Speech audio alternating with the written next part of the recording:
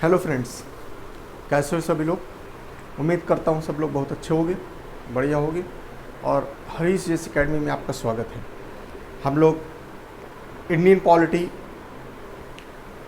Start कर दिए थे और उसमें जो है हम लोग करीब 3 चैप्टर कंप्लीट कर चुके हैं और ये चौथा चैप्टर हम लोग स्टार्ट कर दिए हैं इसमें, the preamble of the constitution. ठीक है, हम लोग भारत की जो संविधान है उसकी प्रस्तावना में जो है के बारे में देख रहे हैं।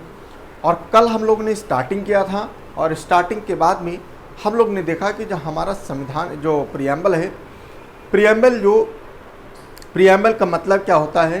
प्रीएम्बल माने होता है कि जो कॉन्स्टिट्यूशन होता है, किसी भी देश का कॉन्स्टिट्यूशन हो, और वो कॉन्स्टिट्यूशन का एक नटसेल, एक समरी, उसी को हम लोग क्या कहते हैं, प्रीएम्बल कहते हैं। ठीक है, कन्हैया लाल वो पालकी वाला ने कहा था कि साहब ये प्रीएम्बल क्या है, preamble identity card of the constitution होता है। ठीक है, ऐसे ही आगे चल के हम लोग बहुत सारी डिबेट्स हुई थी तो वो हम लोग आगे चल के पढ़ेंगे। ठीक है, और सबसे पहला देश जो प्रीएम्बल को अपनाया था वो कौन था, अमेरिका। अमेरिका को देखा देखी जो है सारे देश जो है धीरे धीरे आने लगे और वो अपना अपना प्रीएम्बल बनाए। हमारे देश का भी प्रीएम्बल है, लेकिन प्रीएम्बल में क्या हुआ, प्रीएम्बल में मैंने आज जैसे आपको बताया कि स्टार्टिंग में प्रीएम्बल रखा गया और प्रीएम्बल क्या है, एक आइडेंटिटी कार्ड की तरह है, एक समरी की तरह है, और उस प्रीएम्बल में बहुत सारी चीज़ें दे रखी हैं। We the people of India, है ना, ऐसे करके सारी चीज़ें, उसमें बहुत सारे कीवर्ड्स हैं जो कि दे रखे हैं। कल हम लोग ने फीचर्स के बारे में देखा था कि हमारे जो बेसिकली फीचर्स उसके क्या हैं, उसको सिग्निफिकेंस क्या है हमारे प्रीएम्बल का। 4 बेसिकली चीज़ें उसमें थी, है ना। हम लोग जो है we the people of India, है ना, लोगों के द्वारा जो है ये सारी चीज़ें बनाई गई, लोगों के लिए बनाई गई हैं। ठीक है, उसी तरीके से फिर हम लोग कीवर्ड्स में आए थे। कीवर्ड्स में हम लोग ने सबसे पहला वर्ड जो है, क्योंकि इसमें बहुत सारे कीवर्ड्स हैं, करीब 8-9 कीवर्ड्स हैं, तो वो 8-9 कीवर्ड्स को जो है हम लोग को एक एक स्टडी करना है कि इनका क्या मतलब है। जैसे सबसे पहले हम लोग ने सॉवरेन के बारे में देखा था कि सॉवरेन माने क्या होता है। सॉवरेन, हमारा जो देश का संविधान है वो सॉवरेन है। उसमें बताया गया है कि हमारा इंडिया जो है कैसा है, वो सॉवरेन है, सॉवरेन कंट्री, स्वयं प्रभु। ठीक है, उसके हम लोगों ने बहुत अच्छे से जो है इसको डिस्कस किया था। सेकंड जो पॉइंट था, सेकंड जो की फीचर था वो था सोशलिस्ट, समाजवादी। सोशलिस्ट के बारे में हम लोग ने थोड़ा थोड़ा पढ़ा था। आज हम लोग थोड़ा सा सोशलिस्ट के बारे में पढ़ेंगे, उसके बाद में फिर हम आगे और स्टार्ट कर देंगे। ठीक है, तो सेकंड अगर फीचर की बात करें हमारे कॉन्स्टिट्यूशन की, सोशलिस्ट है। ठीक है, समाजवादी, सेकंड फीचर है सोशलिस्ट, समाजवादी।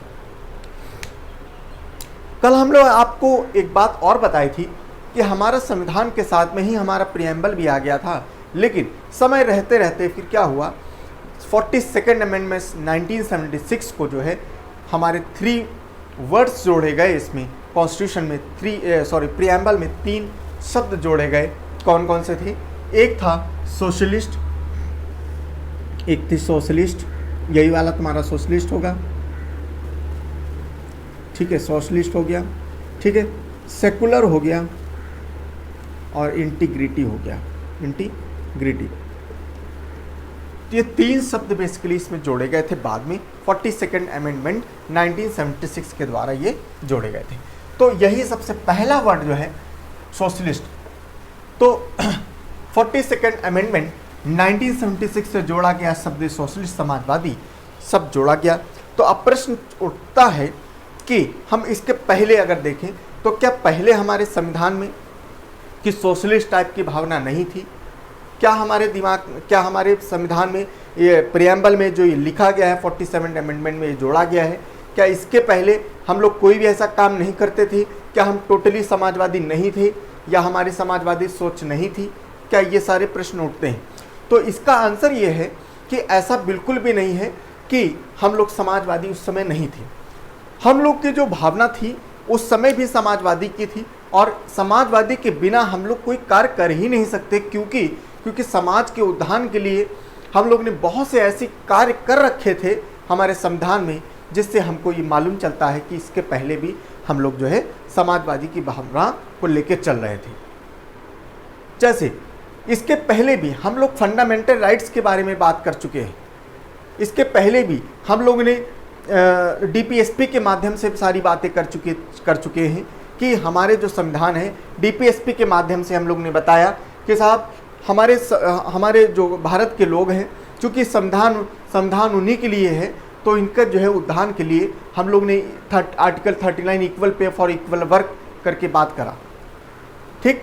और हमारी जो सरकार, देखो अच्छा, अब देखो सोशलिस्ट जो होता है बेसिकली अगर देखा जाए, पहली बात तो हम लोग डीपीएसपी के माध्यम से थोड़ा देखते हैं कि जो डीपीएसपी है तो डीपीएसपी तो हमारी पहले आ गई, डीपीएसपी जो है पार्ट 4 में पहले आ गई। तो डीपीएसपी के माध्यम से हम लोग ने बहुत सारी चीज़ें देखी, ग्रास रूट्स लेवल से जो है देखी, ठीक है, कि जैसे आर्टिकल 39, आर्टिकल 40 है ना, उसके बाद में और भी जैसे मॉन्यूमेंट वाला हो गया है ना, मॉन्यूमेंट को सुधारना है ना, और उसके बाद में equal pay for equal work हो गया, फिर उसके बाद में यूनिफॉर्म सिविल कोड हो गया, समझ में आए, यूनिफॉर्म सिविल कोड हो गया, समान न्याय हो गया, तो और सेपरेशन ऑफ जुडिशरी और एग्जीक्यूटिव, ये सारी चीज़ें। तो जो हमारा डीपीएसपी है, डीपीएसपी में हम लोग ने बताया कि डीपीएसपी का जो बेस है वो गांधीयन प्रिंसिपल पर बेस्ड है, वो सोशलिस्ट प्रिंसिपल पर बेस्ड था, वो लिबरलिटी के बेसिस पर जो है बेस्ड था। इसका मतलब क्या है कि हम लोग, ऐसा नहीं था कि हम लोग जब 1976 में जब ये इसका संशोधन जो है लेके आए हैं तभी से हम लोग में ये समाजवादी था। 1976 में क्या हुआ, जब 42वें संशोधन में हम लोग इसको खुल के सामने आ गए, समझ में, हम लोग खुल के सामने में आ गए कि हाँ साहब हमारे देश का जो वो है कॉन्स्टिट्यूशन है वो समाजवादी की धारा में भी चलता है, समझ में। ऐसा नहीं था, इसके पहले हम लोग इसमें नहीं थे, ठीक है। दूसरी बात अगर हम बात करें तो बेसिकली क्या है, सोशलिस्ट जो है दो प्रकार की, सोशलिस्ट की भावना मतलब क्या होता है, सोशलिस्ट मतलब क्या है कि हमारी जो सरकार है, सरकार के पास जो है पावर दी गई है, सरकार। सोशलिस्ट बेसिकली क्या होता है, देखो ऐसे समझो, बहुत आराम से समझना, एक एक बात हम आपको बहुत अच्छे से समझाने जा रहे हैं, ठीक है। सोशलिस्ट बेसिकली दो प्रकार का होगा, एक होगा कम्युनिस्ट सोशलिस्ट और एक होता है डेमोक्रेटिक सोशलिस्ट, ठीक है। दोनों में अंतर है।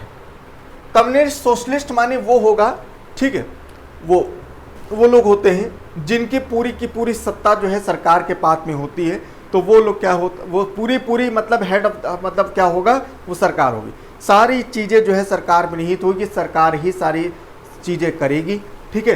तो हमारे यहाँ क्या सिस्टम है, हमारे यहाँ तो क्या ऐसा है, क्या आप खुद ही आप उसका आंसर दो, क्या कम्युनिस्ट क्या हर चीज़ सरकार करती है, नहीं करती।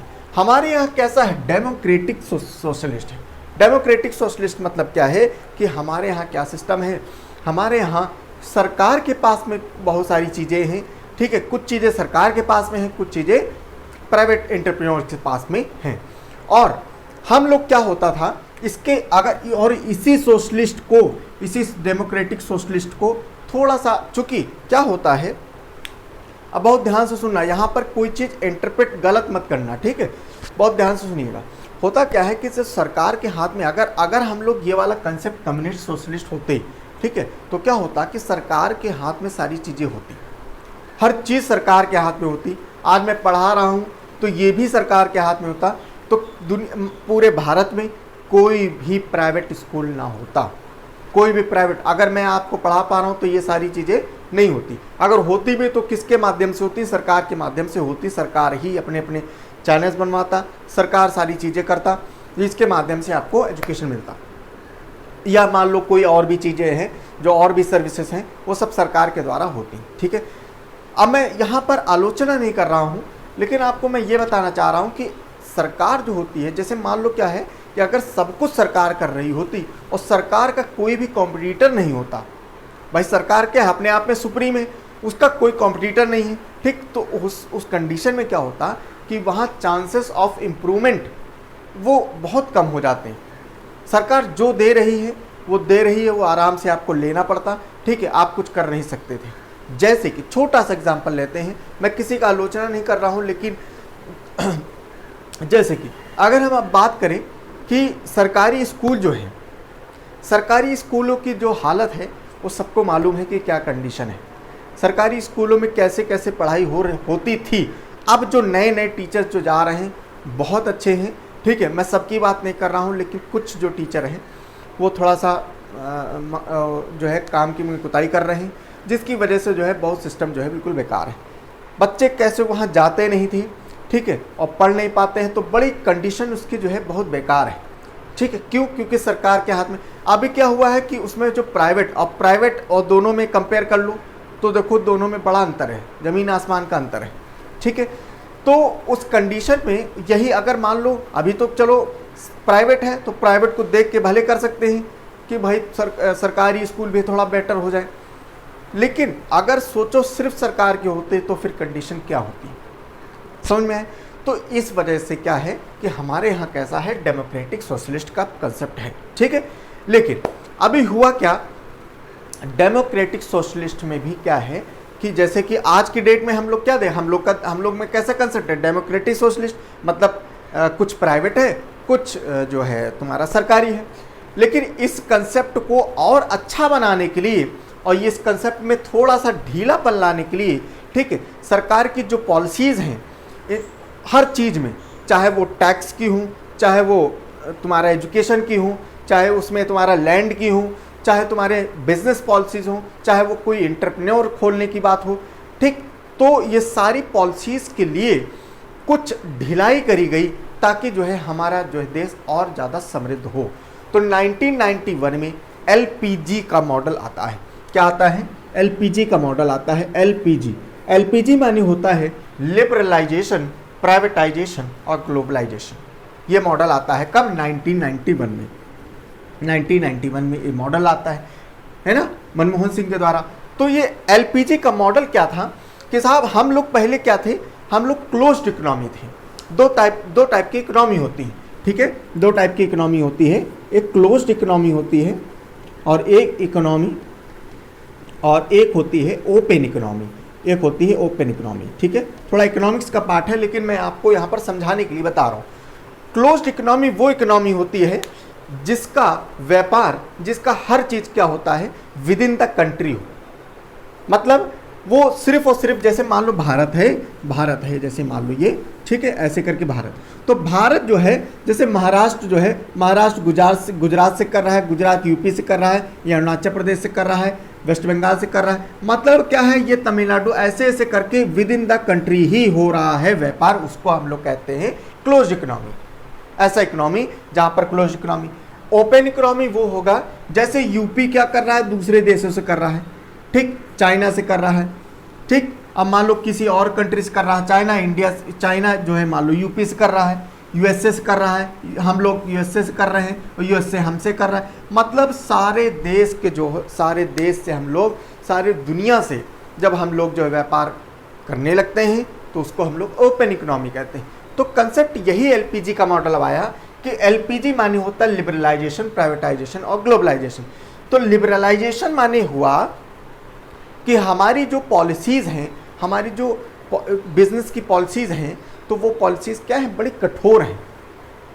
हम कहते तो हैं कि सब लोग आओ साहब हमारे यहाँ आओ और हमारे यहाँ बिजनेस करो आके। हम बाहर की कंपनियाँ हैं, हम उनसे कहते हैं कि हमारे यहाँ आओ और हमारे यहाँ बिजनेस करो आके, हम कहते हैं, लेकिन कोई आता नहीं। क्यों नहीं आता? उसका कारण है, मनमोहन सिंह जी ने बहुत अच्छे से इसको एनालिसिस किया और देखा कि साहब आता क्यों नहीं है, क्योंकि हमारे यहाँ की जो पॉलिसीज़ हैं वो बड़ी कठोर हैं।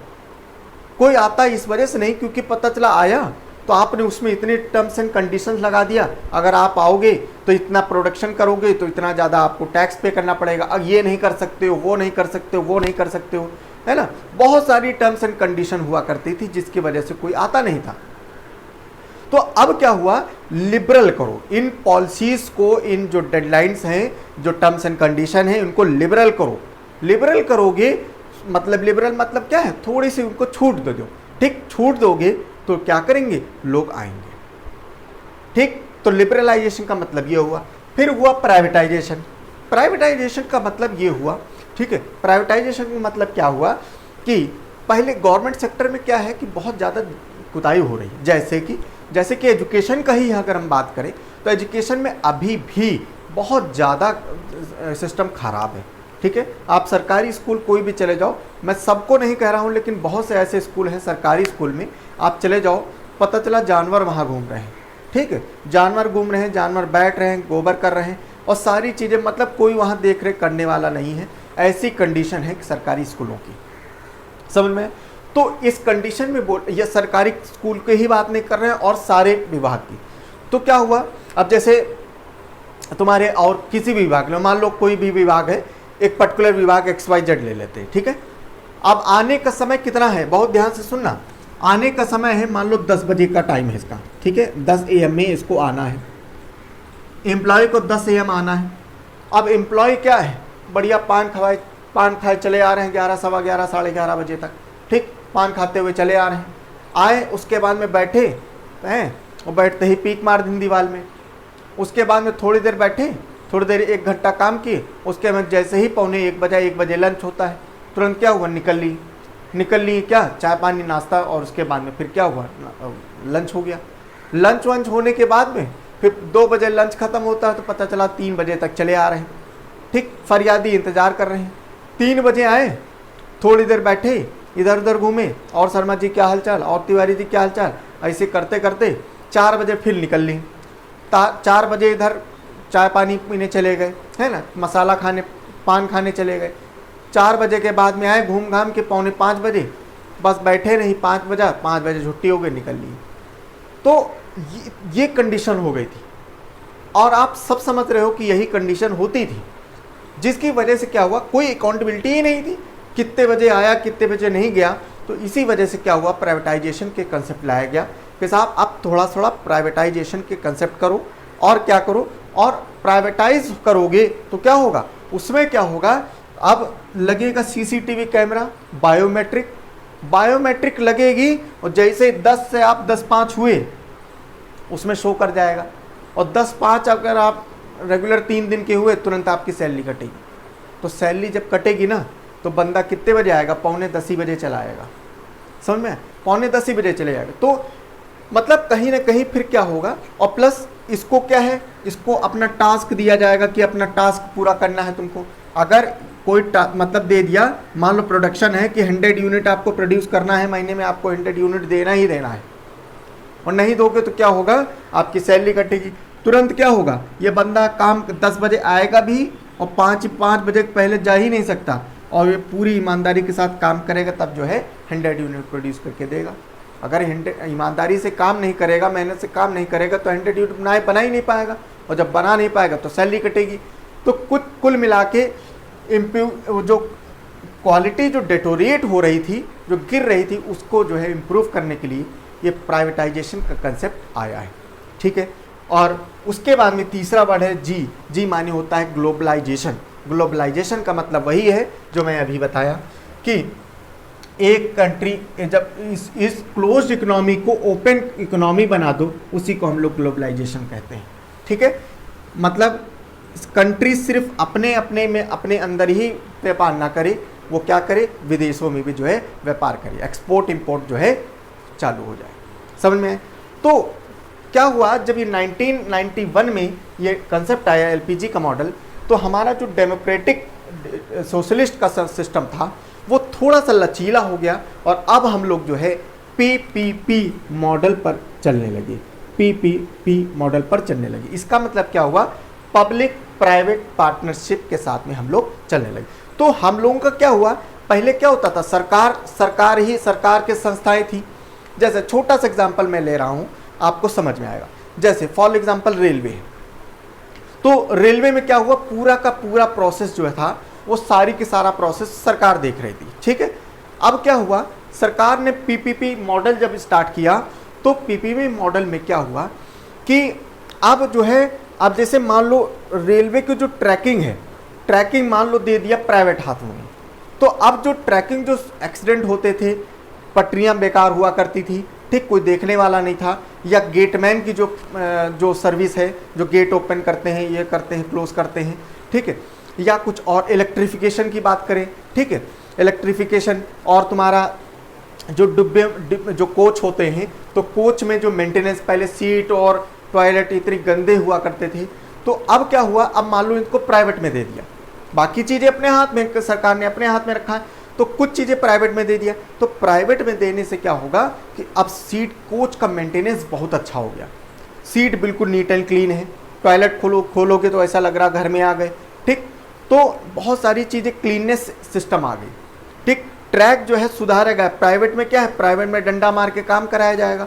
ठीक। तो क्या होगा कि जो ट्रैक्स हैं, ट्रैक्स बहुत अच्छे हो जाएंगे, मशीन लगाई जाएगी और मशीन के माध्यम से ट्रैक को देखा जाएगा कि कहीं ट्रैक जो है क्रैक तो नहीं है, टूटी तो नहीं है, ठीक। तो इससे क्या होगा, नंबर ऑफ एक्सीडेंट कम होंगे, समझ में आए, क्वालिटी इंप्रूव होगी, ठीक, टाइम वो, और ये बहुत सारी चीज़ें होंगी। तो इस वजह से अब हम लोग का डेमोक्रेटिक सोशलिस्ट का जो सिस्टम है वो धीरे धीरे क्या हो रहा है, वो पीपीपी मॉडल पर जा रहा है और उसमें थोड़ा सा लचीलापन आया है। क्लियर है, समझ में आया, ठीक है। उसके बाद में आगे हम लोग देखते हैं कि तो हम लोग कह सकते हैं, चूंकि हम लोग ने क्या बताया कि हमारा जो कंसेप्ट है आज की डेट में, हम लोग गवर्नमेंट में टोटल हम लोग निर्भर नहीं है, हाँ होल्ड जो है, अब हम लोग क्या हो रहा है, जब से ये एलपीजी मॉडल और पीपीपी मॉडल आ गया, तो हम लोग क्या हुआ, मिक्स्ड इकोनॉमी के फॉर्म में आ गए। मिक्स्ड इकोनॉमी मतलब क्या होता है कि जहां पर प्राइवेट सेक्टर और पब्लिक सेक्टर दोनों काम करता है, जहां पर मिक्स्ड इकोनॉमी में आ गए हम लोग। मिक्स्ड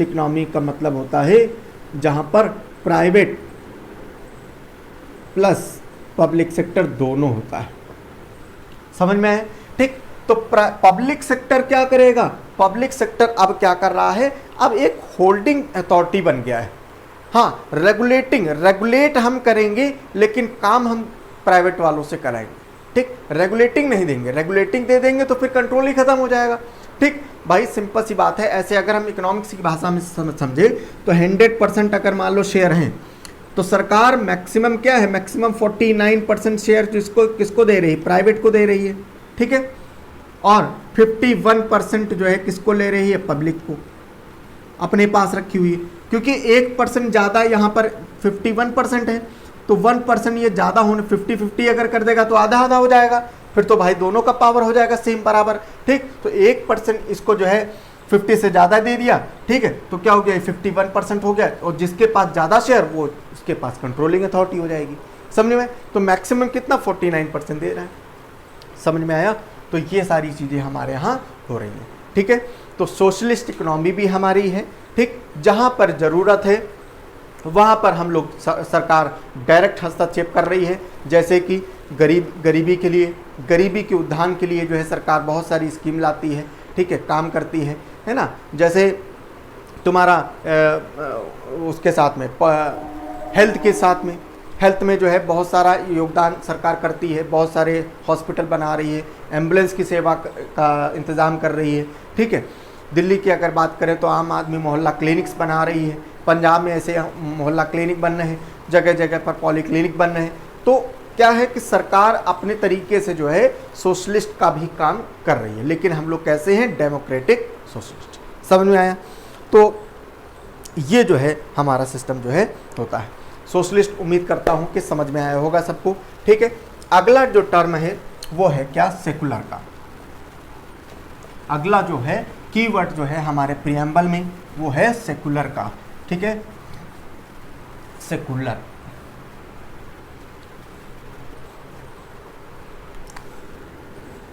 सेकुलर, बहुत ध्यान से सुनिएगा, ठीक।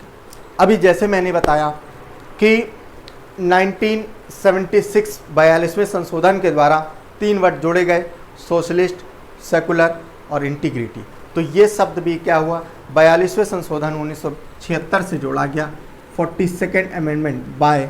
ये सारी चीज़ें बहुत इंपॉर्टेंट हैं, ठीक है, ये चीज़ एग्ज़ाम में आती हैं, ठीक है। सेकुलर 1976 से ये जोड़ा गया, ठीक है, 42वें संशोधन।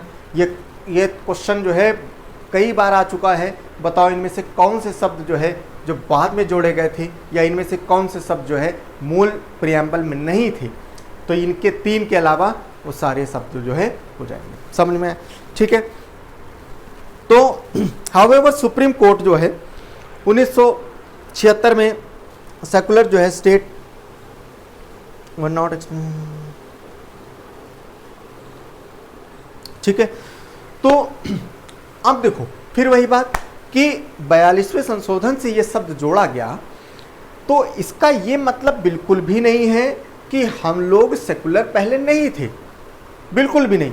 मैंने जैसे आपको देखो क्या हुआ कि उस समय की कंडीशन वो चीज़ नहीं थी भाई। कॉन्स्टिट्यूशनल मेकर आप ये समझ लो इतने ज़बरदस्त, इतना बड़ा कॉन्स्टिट्यूशन बना दिया और वो सेकुलर वर्ड्स भूल गए।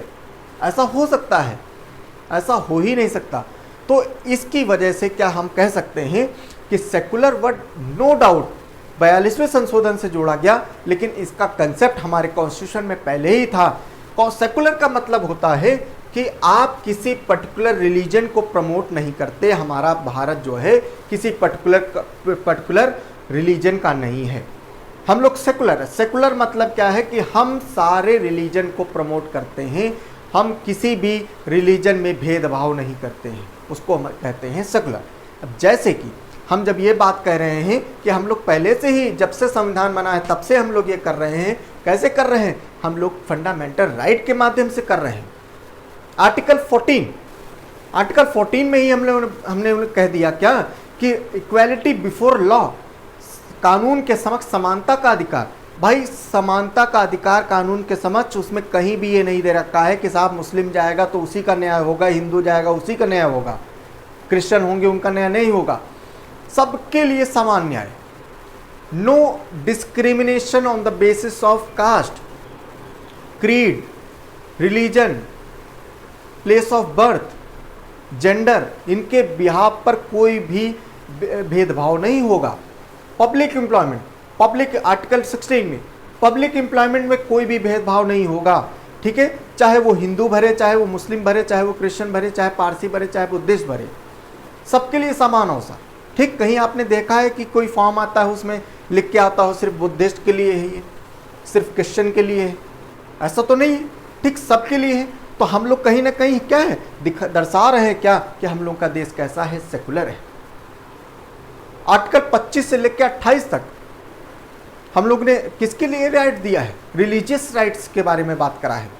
आर्टिकल 25, 26, 27, 28 समझ में आए? तो हम लोग पहले भी हम लोग इसकी बात कर चुके हैं, ठीक है। और ऐसा नहीं था कि हम लोग जो है कोई बहुत नई चीज़ एकदम से ले आए थे। हाँ, इस हम लोग सेकुलर शब्द जो है जोड़े, तो इससे क्या हुआ, इससे हम लोग फ्रंट में एकदम से आ गए कि हाँ कोई अगर मिस इंटरप्रेट करना चाहे तो वो नहीं कर सकता। अब हम लोग जो है अपने प्रियम्बल में भी ये कह सकते हैं क्या, साहब हमारा जो संविधान है या हमारा देश जैसा कैसा है, सेकुलर स्टेट है। समझ में? बाकी बहुत सारी मैं डिबेट्स कर चुका हूँ, बहुत ज़्यादा समझाने की ज़रूरत नहीं है, ठीक है। नेक्स्ट पॉइंट आता है, क्योंकि बहुत सारी चीज़ें हैं मैं फिर छूट जाएंगी, ठीक है। अब इसमें सेकुलर में अगर वैसे लिखना कोई ज़रूरत नहीं है, ये तीसरा पॉइंट था। चौथा पॉइंट है डेमोक्रेटिक, ठीक है। डेमोक्रेटिक शब्द जो था ये क्या पहले से ही था। इसमें कहीं भी 42वें संशोधन में मैंने 3 ही वर्ड बताए हैं, सोशलिस्ट, सेकुलर और इंटीग्रिटी। तो डेमोक्रेटिक क्या था, पहले ही शब्द था हमारा, जब प्रियम्बल बना तभी से ये शब्द था। डेमोक्रेटिक मतलब होता है लोकतंत्र। डेमोक्रेटिक मतलब होता है कि of the people, by the people, for the people. ऐसी सरकार जो ऑफ द पीपल हो, लोगों की हो, बाय द पीपल लोगों के द्वारा हो, और फॉर द पीपल लोगों के लिए हो। समझ में है? तो ऐसी सरकार होनी चाहिए। हमारा देश का संविधान कहता है कि साहब हमारे यहाँ जो सरकारें होती हैं वो कैसी होगी, डेमोक्रेटिक होंगी। नो डाउट हम लोग जो है दूसरे देशों से जो है कंसेप्ट पार्लियामेंट्री सिस्टम लिए हैं, लेकिन हमारे यहाँ कैसा सिस्टम है, हमारे यहाँ सिस्टम उनकी तरह अडॉप्ट तो किया है, लेकिन हम लोग क्या है, हम लोग डेमोक्रेटिक हैं। हम लोग वो नहीं है कि मतलब जो है जो उनका जो किंग एंड क्वीन जो है वो चला आ रहा है। हम लोग क्या है, डेमोक्रेटिक है, ठीक है। डेमोक्रेटिक के माध्यम से हम लोग जो है हेड ऑफ द स्टेट को चुनेंगे by election, head of the state, ठीक है, इसको हम लोग चुनेंगे। ठीक है, हेड ऑफ द स्टेट होगा, एक नॉमिनल हेड होगा और एक होगा रियल हेड। ठीक है, real head of the state. Nominal head हो जाएगा तुम्हारा प्रेसिडेंट। ठीक है, नॉमिनल हेड हो जाएगा प्रेसिडेंट और ये हो जाएगा पीएम। ठीक है, पीएम। तो हम लोग, और चाहे स्टेट हो चाहे वो सेंटर हो, हम लोग का क्या करेंगे, हम लोग लोकतंत्र में लोकतंत्र की भाषा के इस्तेमाल करेंगे और लोकतंत्र की तरह हम लोग जो है जनता के द्वारा जो है हम लोग उनके प्रतिनिधि को चुनेंगे और वो प्रतिनिधि जनता के लिए कार्य करेगा, जनता के उत्थान के लिए सारी पॉलिसीज में अपना विचार रखेगा और अपनी समस्याओं को रखेगा संसद के सामने या विधानसभा के सामने अपनी समस्या रखेगा, उसके लिए जो है कानून बनेंगे और समाज का उत्थान होगा। समझ में आए? ठीक,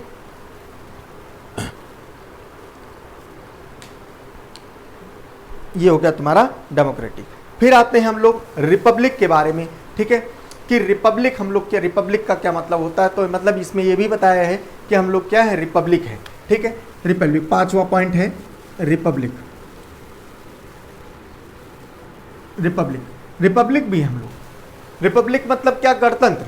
आपको मालूम होगा हम लोग ने कई बार चर्चा किया है कि 26 नवंबर 1949 को हमारा संविधान बन के तैयार इनैक्ट हो गया। प्रियम्बल में देखो ये तारीख दे भी रखी है, इसी तारीख को 26 नवंबर को हम लोग नेशनल लॉ डे मनाते हैं इसी वजह से।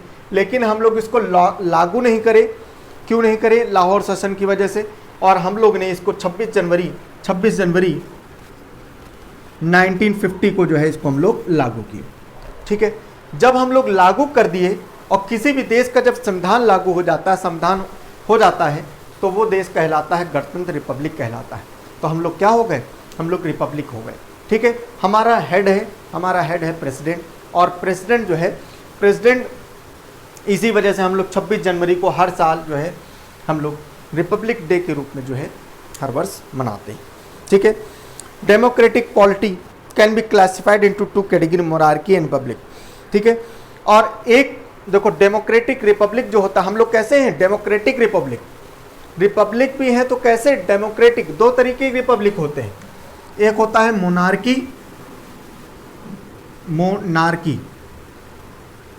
ठीक है, और एक होता है डेमोक्रेटिक रिपब्लिक। ठीक है, मोनार्की मतलब होता है कि जैसे कोई जो ब्रिटिश क्राउन है उसी के वंशज ही चले आ रहे हैं, पता चला। ठीक है, उसी के वंशज ही चले आ रहे हैं, वही रहेंगे। वो गए तो उनके जो वंशज हैं वो आए, वो गए तो उनके यहाँ वो आए। हमारे यहाँ ऐसा नहीं है, हमारे यहाँ क्या है, डेमोक्रेटिक रिपब्लिक है। हम लोग कैसे हैं, डेमोक्रेटिक नेशन है। और डेमोक्रेटिक मतलब लोकतंत्र मतलब क्या, लोगों के द्वारा जो है चुना जाएगा। ठीक है, लोग, हमारे यहाँ राष्ट्रपति आपने देखा है कहाँ से आता है, लोगों के द्वारा। एक आम इंसान भी राष्ट्रपति का चुनाव लड़ सकता है। आप चाहोगे, आप जाओ पर्चा भर दो जाके। ठीक है, आप चाहो भर दो जाके। एक बार हुआ भी है, एक बार ऐसे हुआ था मेरे को टाइम नहीं याद है। एक बार ऐसा हुआ था, कोई रिक्शा पुलर था, रिक्शा चलाता था, उसने शायद ये पर्चा भर दिया था। ठीक है, उसने भर दिया था पर्चा, और बढ़िया उसने पर्चा भरा, और पर्चा भरने के बाद में उसको बढ़िया सुरक्षा, सारी चीज़ें मिली। जब इलेक्शन होता तो सारी सुरक्षा दी जाती है, तो सुरक्षा उसको पूरी बाकायदा दी गई। तो नो डाउट वो हार गया था, उसमें कोई दो राय नहीं है। और आपको, अच्छा, हमने जैसे बताया कि डेमोक्रेटिक रिपब्लिक हमारे यहाँ है, तो हमारे यहाँ क्या, वो जनता के द्वारा आया। ठीक, कोई भी राष्ट्रपति ले लो तो किसके द्वारा आता है, जनता के द्वारा आता है, और वही चुना जाता है। ठीक है, ऐसे नहीं है जैसे मान लो रामनाथ कोविंद जी थे, तो कोविंद जी थे, उसके बाद में अब कोविंद जी के भैया बेटा होगा या बेटी होगी, वही चले आ रहे हैं, ऐसा नहीं। अब रामनाथ कोविंद के बाद में अब देखो आदिवासी लेडी आ गई, है ना, कितनी बड़ी बात है। अगर कोई ऐसा मोनार्की वाला देश होता तो कोई इसको मिल पाता, नहीं मिल पाता। ठीक, तो आप ये देखो, सोच भी नहीं सकते हो कि बताओ आदिवासी है, आदिवासी व्यक्ति जो थे, कोई सोच भी नहीं सकता था, उसको राष्ट्रपति बना दिया, कितनी बड़ी बात है। ठीक है, तो ये सारी चीज़ें जो है हमारे यहाँ एप्लीकेबल होती हैं। ठीक है, in a monarchy head of the state usually is the king और queen, enjoys the heredity position in the office of succession. जैसे ब्रिटेन में क्या है, मोनार्की सिस्टम है, ठीक है। हमारे यहाँ क्या है, हमारे यहाँ ये सब डेमोक्रेटिक वाला है, ठीक है। फिर आता है, इसके बाद में आता है छठा शब्द आता है जस्टिस के बारे में, ठीक है। जस्टिस के बारे में ये सारे कीवर्ड्स हैं।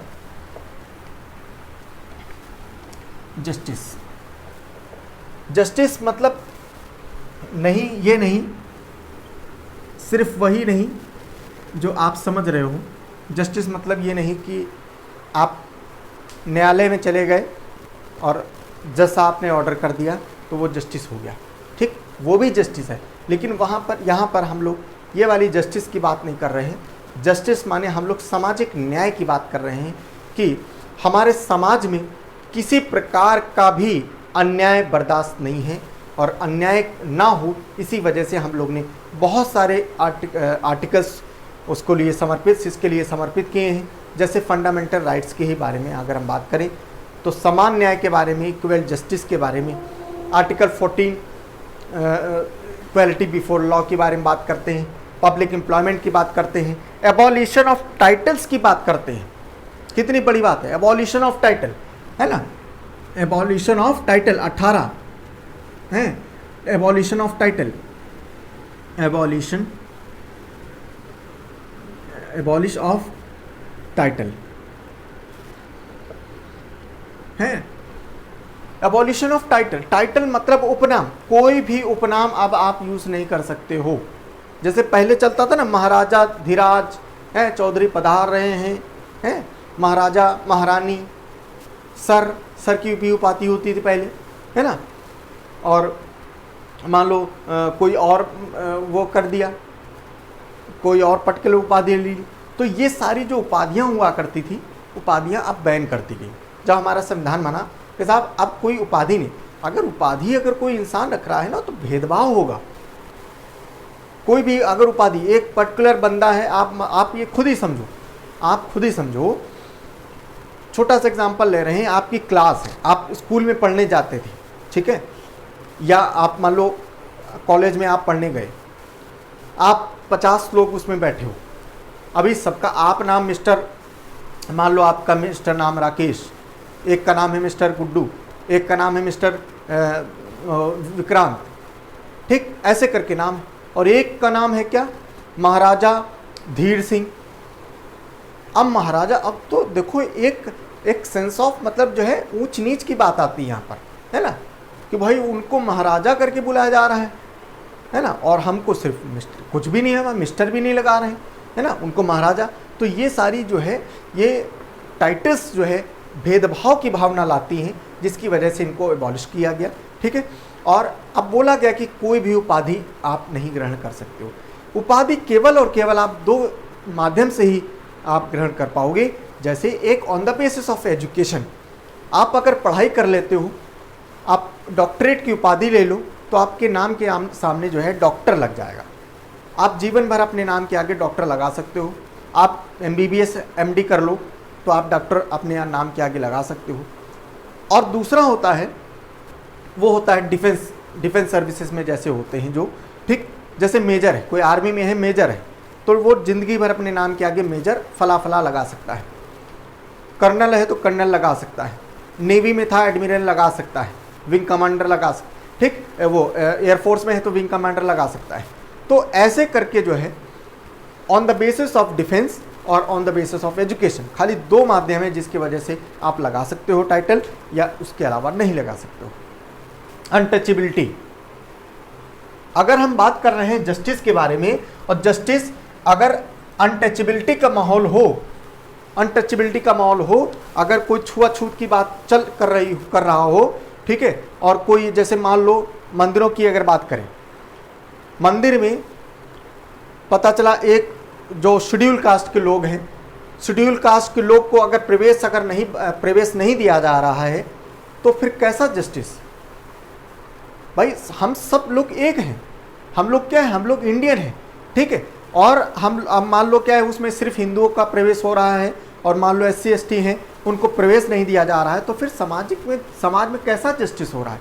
तो इस वजह से ऐसा ना हो, इसकी वजह से जस्टिस की बात हमारा संविधान कहता है कि साहब ऐसा बिल्कुल भी नहीं उसके आधार पर, रिलीजन के आधार पर या किसी भी अन्य इकोनॉमिक उसके आधार पर हमारे यहाँ भेदभाव नहीं होना चाहिए। रिजर्वेशन, जस्टिस की ही बात करें, ठीक है, जस्टिस की बात करें तो हमारे यहाँ एक ये भी बात होती है रिजर्वेशन की बात। रिजर्वेशन का मतलब ये होता है, ठीक, रिजर्वेशन का अभी सभी लोग जितने लोग क्लास देख रहे हैं सब लोग कमेंट करना, मैं तो ऐसे बता ही रहा हूँ, ठीक है, आप लोग कमेंट करना कि क्या जो ये रिजर्वेशन होता है ये होना चाहिए नहीं होना चाहिए, सब लोग कमेंट करना, ठीक है, जो लोग मेरी क्लास देख रहे हैं, ठीक है। रिजर्वेशन, रिजर्वेशन क्या है? रिजर्वेशन भी एक प्रकार का जस्टिस देने का ही काम है। रिजर्वेशन का मतलब होता है कि जो पिछड़ा वर्ग है, जो निचला वर्ग है, उसके उत्थान के लिए, उसको सेम ट्रैक में लाने के लिए रिजर्वेशन दिया जाता है। जैसे मैं छोटा सा एग्जांपल हमेशा लेता हूँ, जैसे फॉर एग्जांपल है, आप कल्पना करो कि जैसे मान लो कोई सड़क है, ठीक है, जैसे मान लो कोई सड़क है, ये सड़क है मान लो, ठीक है, एक सड़क बनवाई गई, बहुत ध्यान से समझना, सरकार ने एक सड़क बनवाई, ठीक है। अब सड़क क्या हुआ, 10-5 साल हो गए, 10 साल हो गए, बारिश हुई, धूप हुई, सारी चीज़ें हुई, जिसकी वजह से सड़क में क्या हुआ, बीच बीच में गड्ढे आ गए, कहीं ऐसे ऐसे करके, कहीं बड़ा गड्ढा है, कहीं छोटा गड्ढा है, ऐसे करके कहीं गड्ढे आ गए, ठीक है, ऐसे गड्ढे आ गए। और कहीं कहीं रोड सही है, देखो कहीं कहीं रोड सही है, ये देखो ऐसे करके ये गड्ढे आ गए। और ये जो गड्ढे आ गए हैं, ठीक है, अब बहुत ध्यान से समझना, ठीक है, ये इतना ना करो, बस इतना ही, ठीक है।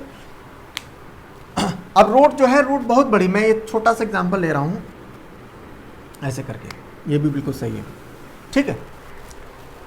अब बहुत ध्यान से समझना, अब देखो जो गड्ढे आ गए हैं तो अब सरकार क्या करेगी, सरकार क्या करेगी, अब गड्ढे होंगे तो दिक्कत होगी, जो भी राहगीर इसमें चलेंगे तो वो गिरेंगे, 2 पहिया वाले वो गिरेंगे, गाड़ी डिसबैलेंस होगी, बहुत सारी चीज़ें होंगी। तो सरकार क्या करेगी, 2 काम कर सकती है। एक काम ये करेगी, या तो फिर वो क्या कर सकती है कि यहाँ पर जो गड्ढे हैं ना, इन पैचेस को भरवा देगी, इन पैचेस को भरवा देगी तो रोड क्या हो जाएगी, समतल हो जाएगी। इन पैचेस को भरवा देगी, गड्ढा मुक्त भारत है जो चलाया गया था ना अभियान, गड्ढा मुक्त भारत, गड्ढा मुक्त उत्तर प्रदेश, ठीक। तो गड्ढा मुक्त उत्तर प्रदेश के लिए क्या हुआ कि जहाँ जहाँ गड्ढे थे उसमें क्या हुआ, कंक्रीट और मसाला और ये सारी चीज़ें जो है वो सब डलवा दिया गया, रोड बिल्कुल समतल हो गई। जहाँ जहाँ पैचेस थे वहाँ वहाँ, क्लियर है, समझ में। तो इससे आपको क्या सीखने को मिल रहा है, इससे आप ये समझो कि भाई देखो, जो निचला वर्ग हो गया था, जो जहाँ डिप्रेस्ड हो गया था, जहाँ पर गड्ढा हो गया था, सिर्फ उन्हीं पर जो है ये गड्ढा में मसाला, रोड़ा या जो भी कह लो, वो यहाँ पर डाला गया था, है ना। जो कंक्रीट है सिर्फ यहाँ डाला गया, यहाँ डाला, यहाँ तो नहीं डाला गया था। क्यों नहीं डाला गया था और यहाँ क्यों डाला गया था? क्योंकि रोड को क्या करा था, रोड को क्या करना था, समतल करना था, एक बराबर करना था, एक लेवल में लाना था, सबको एक लेवल में लाना था। वही है रिजर्वेशन। रिजर्वेशन का सिर्फ इतना ही मतलब है कि साहब जो वंचित वर्ग है, जो डिप्रेस्ड क्लास है, जो पिछड़ा वर्ग है, उसको क्या है, उसको एक समान वर्ग के बराबर ले आओ, ताकि समाज में कोई प्रकार की भेदभाव ना होना चाहिए। बहुत से ऐसे लोग हैं, आप जो depressed section of the society है, उसमें क्या होता है, आप गांव स्तर में, शहर स्तर में तो कोई बहुत ज़्यादा दिक्कत नहीं होती है। गांव स्तर में चले जाओ, ऐसे ऐसे हैं कि मतलब जो है बेचारे, आप देखिए जो पिछड़ी जाति के लोग हैं या पिछड़े पुअर पीपल हैं, इकोनॉमिकली भी बैकवर्ड जो है, वो क्या है, उनको उनका पता चला वो पढ़ ही नहीं पा रहे हैं, क्योंकि उनके घर में इतनी पॉवर्टी है, इतनी भुखमरी, इतनी पॉवर्टी है कि बेचारे वो पैसा अपना पढ़ाई में लगाएं कि वही जो है वो अपना काम करने जाएं। बच्चे तक काम करने जाते हैं, क्यों? बच्चे अगर काम नहीं करने जाएंगे तो पैसा नहीं आएगा, पैसा नहीं आएगा तो शाम को खाएंगे नहीं, खाएंगे क्या, समझ में? तो उस कंडीशन में क्या है, सरकार ये कदम उठाती है जस्टिस लाने के लिए कि उनको रिजर्वेशन देती है, उनको फ्री एजुकेशन देती है कि भाई आप स्कूल बनवाया है सरकार ने। सरकार क्या करती है फ्री एजुकेशन के लिए, सरकारी स्कूलों में बेसिकली ज़्यादातर फ्री होती है, या अगर लगेगा भी तो बहुत ही स्मॉल अमाउंट का शुल्क लगता है, और उससे जो है आप पूरा है इंटर तक आप एजुकेशन आप कर सकते हो। तो अगर रिजर्वेशन दिया जा रहा है तो इसी वजह से दिया जा रहा है क्योंकि वो, अब आप देखिए जैसे मैं नौकरी की बात करता हूँ, रिजर्वेशन में नौकरी की बात करता हूँ, नौकरी में रिजर्वेशन की बात करता हूँ। बहुत लोग ये मंशा से रहते हैं कि साहब रिजर्वेशन नहीं होना चाहिए, लेकिन आप उस बात को समझो।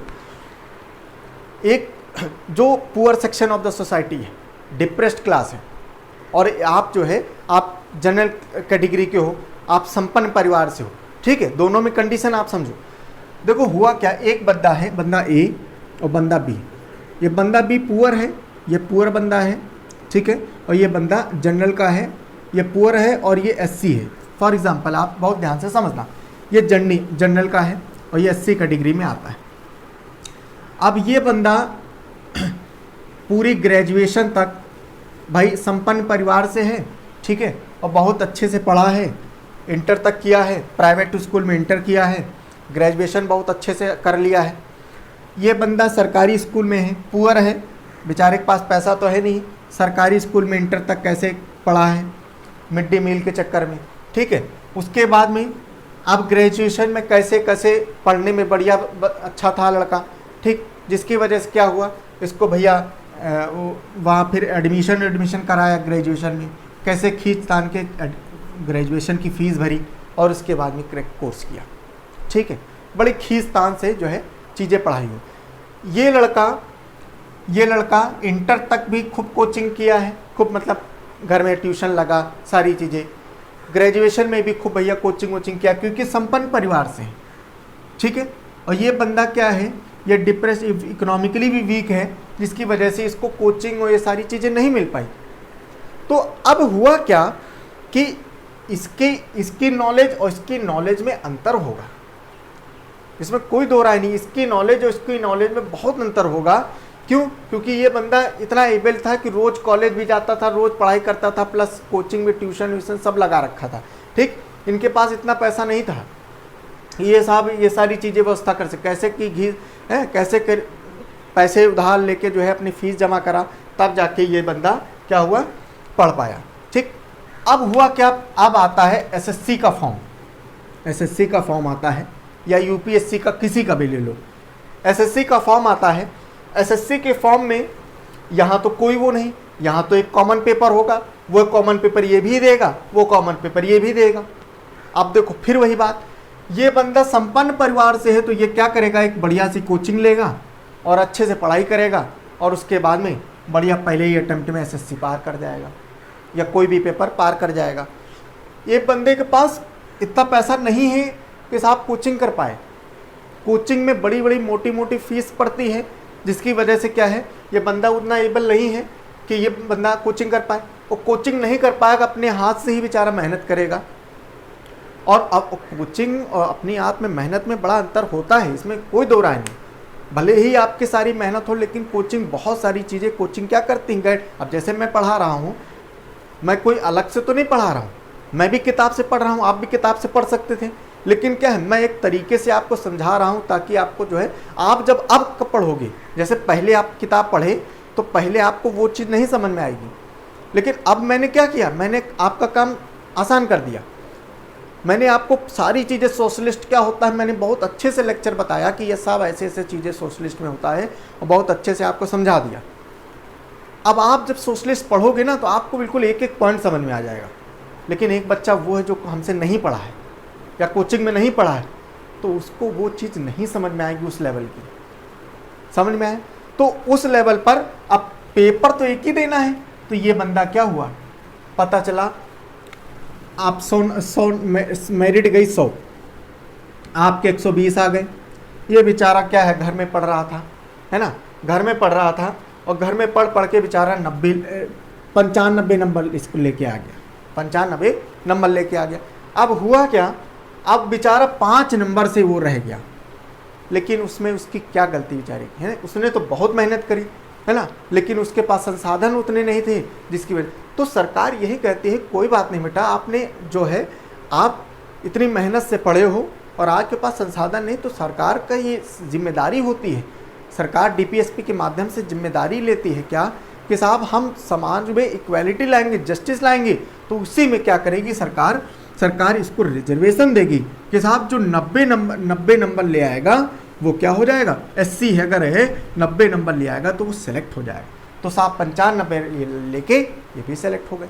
अब ये सेलेक्ट होने के बाद में अब ये भी सेम पोस्ट मान लो नौकरी में आ गए, ठीक, सेंट्रल गवर्नमेंट में आ गए, ये किसी विभाग में, ये किसी विभाग में। अब क्या होगा, अब ये बराबर हो जाएंगे, इकोनॉमिकली क्या हो जाएंगी, ये बराबर हो जाएंगे। अब भाई तुमको भी उतनी तनख्वाह मिलेगी, इनको भी उतनी तनख्वाह मिलेगी, जो फैसिलिटी इनको मिल रही है वही फैसिलिटी इनको मिलेगी। ऐसा तो है नहीं कि साहब ये जनरल के हैं तो इनको ज़्यादा मिलेगी, ये SC है कि इनको कम मिलेगी, या इनको ज़्यादा मिलेगी इनको कम मिलेगी, समझ रहे हो। अब बराबर हो गए, इकोनॉमिकली बराबर हो गए और कहीं हद तक सोशली भी बराबर हो गए, समझ में। तो ये होता है रिजर्वेशन। तो रिजर्वेशन जो है, रिजर्वेशन कभी गलत नहीं होता, सरकार का ये दायित्व भी बनता है कि रिजर्वेशन को जो है अच्छे से उसको समाज में लागू किया जाए और उसको जो है समाज के उत्थान के लिए, इसको समाज में बराबरी लाने के लिए उसको कार्य किया जाए, समझ में है। तो ये हमारी जस्टिस के बात में होगी, ठीक है। और तमाम हम लोग डीपीएसपी के माध्यम से भी हम लोग जस्टिस की बात करते हैं। आर्टिकल 39 बार बार मैं जिक्र करता हूँ, equal payment for equal work. हमने बताया equal payment for equal MNREGA है, मनरेगा के द्वारा सरकार ने कहा कि साहब मनरेगा में 100 दिन की रोजगार की गारंटी बोला, और उसमें गया, अब पता चला उसमें एक महिला भी गई, एक पुरुष भी गया, अब दोनों काम कर रहे हैं। ऐसा नहीं कि पुरुष को आप ज़्यादा पैसा दे रहे हो, महिला को कम पैसा दे रहे हो, तो ऐसा नहीं होना चाहिए, सबके लिए समान। तो क्या है, एक प्रकार से जस्टिस की ही तो बात हो रही है। अगर वहाँ पर समान ना होता, महिला है उसको कम पैसे दे रहे हो और पुरुष को ज़्यादा दे रहे हो, तो कहाँ से जस्टिस, फिर तो अनजस्टिस हो जाता, ठीक। तो ये सारी चीज़ें हैं। आर्टिकल में हम लोग फंडामेंटल राइट्स की बात करें, फंडामेंटल राइट्स में no discrimination on the basis of, कोई भी भेदभाव नहीं होगा कास्ट के आधार पर, रंग के आधार पर, जेंडर के आधार पर, प्लेस ऑफ बर्थ के आधार पर, कहाँ आपका जन्म होता है, चाहे आपका जन्म बिल्कुल गांव के बिल्कुल बिहड़ इलाके में हो और चाहे आपके शहर के बिल्कुल कोने में हो, है शहर में आपके बिल्कुल बीच में हो, इसके बिहाफ पर कोई भेदभाव नहीं होना चाहिए। आप देखिए कोई भी भेदभाव होता है, आप जो है जब कोई फॉर्म भरते हो तो आपसे ये थोड़ी पूछता है कि साहब आप ये पूछता कहाँ जन्म हुआ है आपका, ठीक, चाहे आप दिल्ली में हुआ हो और चाहे आप किसी गांव के सबसे जो वो बिल्कुल कोर पार्ट हो उसमें हुए हो उसका आपका जन्म, लेकिन आपसे कोई भेदभाव नहीं होता, समझ में आए, ठीक है। The combination of the social justice, economic justice denotes what is known as distributive justice, ठीक है। तो सोशल जस्टिस और हमारा इकोनॉमिक जस्टिस, ये दोनों चीज़ें होनी चाहिए, ठीक है। और the idea of the justice, ठीक है, हाँ ये इंपॉर्टेंट है, ये थोड़ा ये लाइन समझ लेना। The idea of the justice social, economic and political, कौन कौन सी justice, social, economic and political,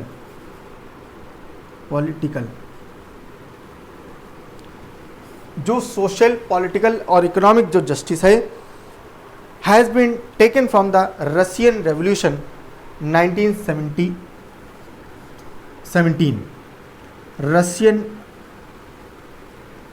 Russian revolution 1917। ये बहुत इंपॉर्टेंट है एमसीक्यू के पॉइंट से, कि जो एमसीक्यू हैं सोशल, इकोनॉमिक, पॉलिटिकल को जस्टिस की जो बात होती है वो कहाँ से हम लोग को मिला है, ये रशियन रेवोल्यूशन 1917 से हम लोग ने इसको लिया है, आइडिया वहाँ से लिया है, ठीक है, समझ में आया, ठीक है। चलो आगे हम लोग समझते हैं फिर लिबर्टी के बारे में, ठीक है। लिबर्टी के बारे में देखते हैं, ठीक है। लिबर्टी क्या है, चलो इसको हम लोग डालते हैं, फिर आगे नेक्स्ट पॉइंट देखते हैं। लिबर्टी, लिबर्टी माने क्या होता है? लिबर्टी माने सब लोग लिबर्टी चाहते हैं भाई, ठीक है। सब लोग चाहते हैं कि हम लोग लिबरल हो, लिबर्टी हमको मिले, ठीक है। लिबर्टी हमारा जो संविधान है, संविधान में लिबर्टी का भी कंसेप्ट है। लिबर्टी का कंसेप्ट मतलब क्या कि हम लोग स्वतंत्र हैं, हम लोग क्या हैं? स्वतंत्र हैं। और हम लोग जो हैं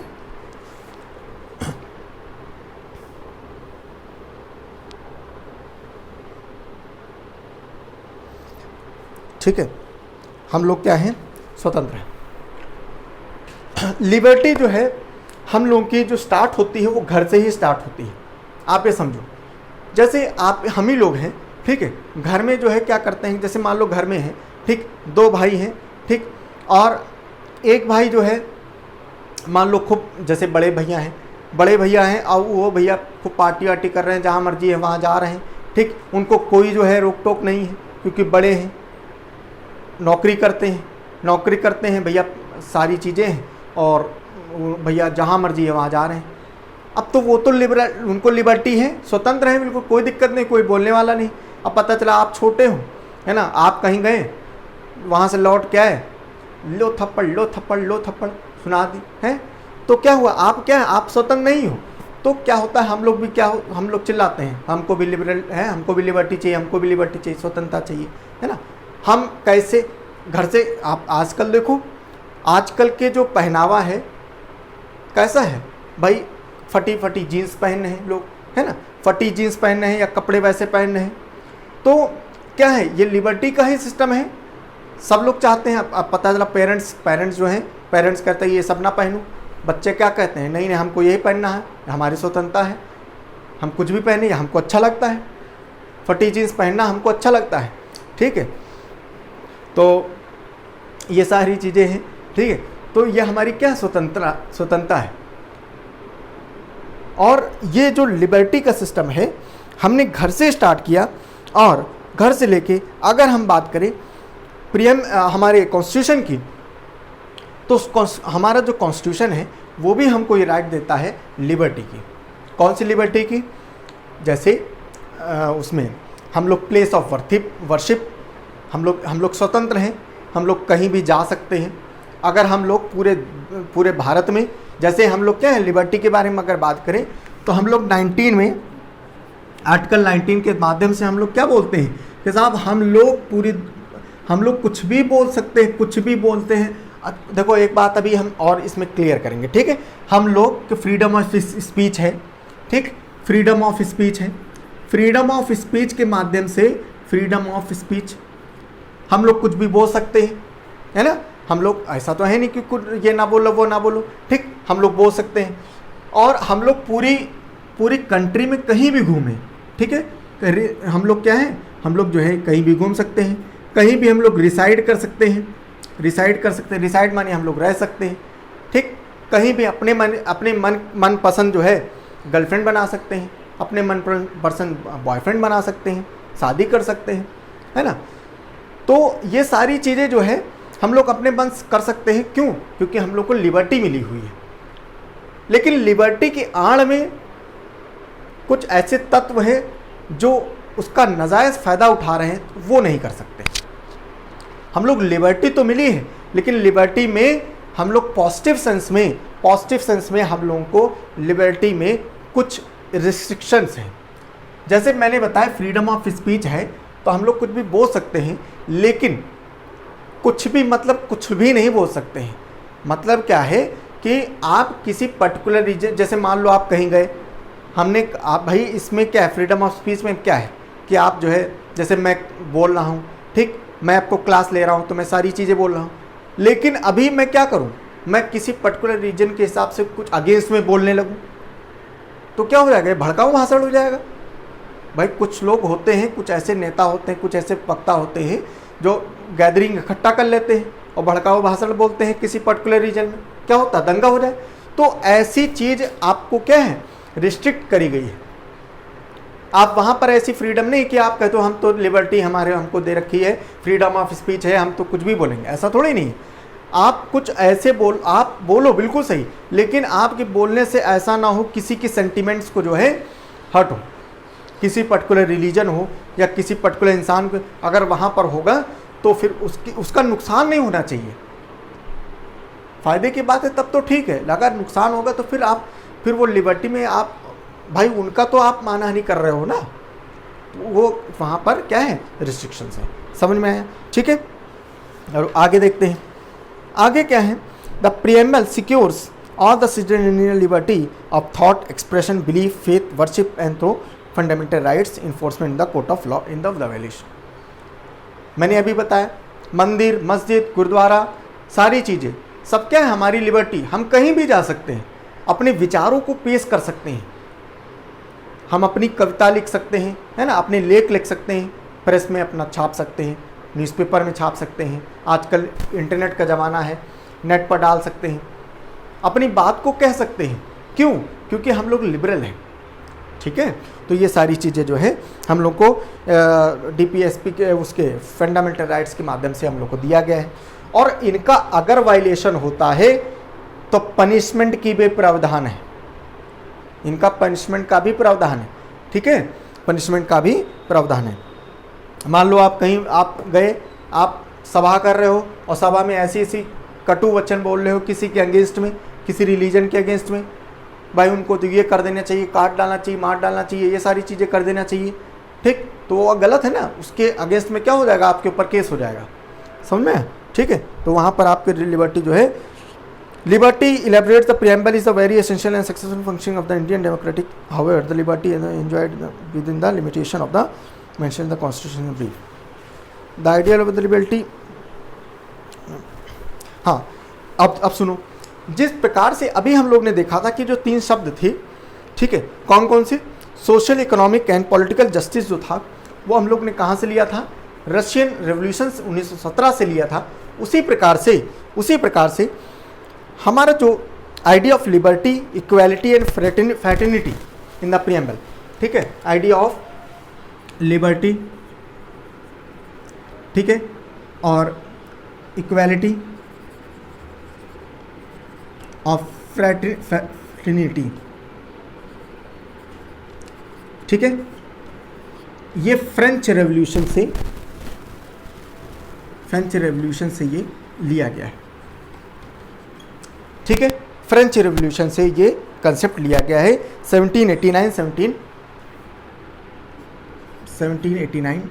99, ठीक है, उससे लिया गया है ये कंसेप्ट। ठीक है, चलो नेक्स्ट, इक्वालिटी की बात अगर हम करते हैं, इक्वालिटी माने समानता का अधिकार। ठीक है, समानता का अधिकार हम लोग ने बहुत अच्छे से बार हम ये चीज़ कर रहे हैं कि हमारे जो प्रीएम्बल है इस प्रीएम्बल में हम लोग इक्वालिटी के बारे में कई चीज़ें हम लोग कह चुके हैं, और हम लोग स्पेशल प्रिविलेज जो है सेक्शन ऑफ द सोसाइटी में हमको देखने को मिलता है, और